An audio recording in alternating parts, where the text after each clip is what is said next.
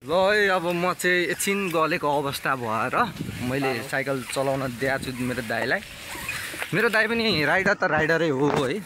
साह्रो पहिला मभन्दा पहिला जमानामा त यस्ता यस्ता नाथे साइकल त नि पुरै बुरुङरुङ हम्बले साइकल छ नि। हम्बले साइकल त पुरै थाहा छ नि तपाईँलाई।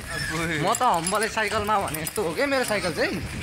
साइकल देखिहाल्नु भयो, बाटो पनि देखिहाल्नु भयो, यता घर बन्दैछ, यस्तै छ। अब जाँदैछौँ हामी। पुगेपछि भनौँला। अलिक यहाँ बाटो चाहिँ साह्रै बनाउनु पर्ने अवस्था रहेछ कि अब बन्छ होला यता पनि बाटोघाटो त नबनिकन कहाँ भएन। बाटोघाटो त बनाउनै पर्यो हजुर एकदम।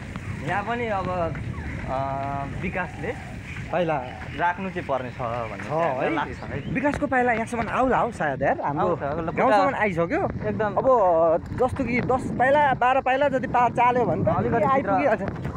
यिनै हो हाम्रो यहाँ धेरै टाढा त होइन, यो प्रयास मात्र हो होइन। हाम्रो यो एउटा रिसोर्ट थियो यहाँ। कुन रिसोर्टको थियो साथी? यहाँ हिमाल सागर छ। हाम्रै अपोजिटमा। अनि यहाँ हामी ट्याक्कै भन्नुपर्दा ट्याक्कै हामी हिमाल सागर रिसोर्ट है चारपाने ट्याक्कैबाट ट्याक्कै देख्न सक्नुहुन्छ। यहाँ त पछाडिपट्टि हो, त्यहाँबाट हामी जाँदैछौँ तर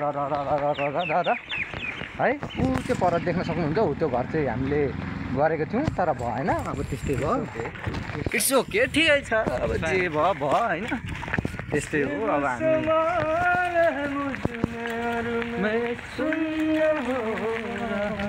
त्यस्तो है। फेरि हाम्रो उहाँ चाहिँ भावुक भएर गीत गाइहाल्नु। शिवजीको त फेरि धर्म नछोडी भन्नुपर्दा त हाम्रो दाइ त पुरै शिवको त पुरै अन्ध नि। ल सबैजना साथीहरू देख्न सक्नुहुन्छ फाइनल आइपुग्यो। सेट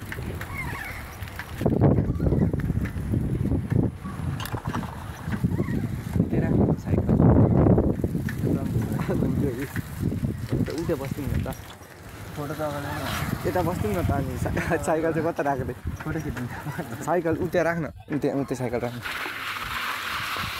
त्यस्तो फेरि पुरै पनि सनन लाग्छ, पानीले गर्दा सबै भिजेछ। के स्ट्यान्ड चाहिँ लगा नि त।